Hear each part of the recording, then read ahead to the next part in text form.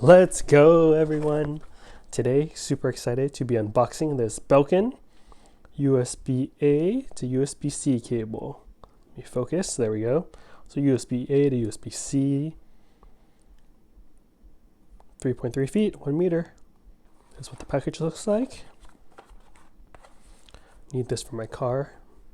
Still got the USB-A in my car, and USB-C for my new iPhone 15 Pro Max.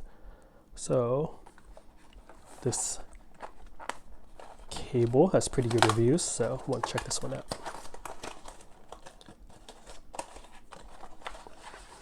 Boom. Let's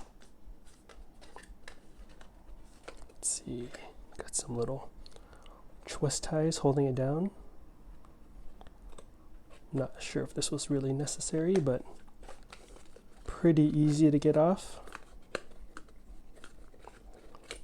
Cool. Here we go. Wow. Let me stretch it out. Nice cable. So we got USB-A here, USB-C here. It's braided.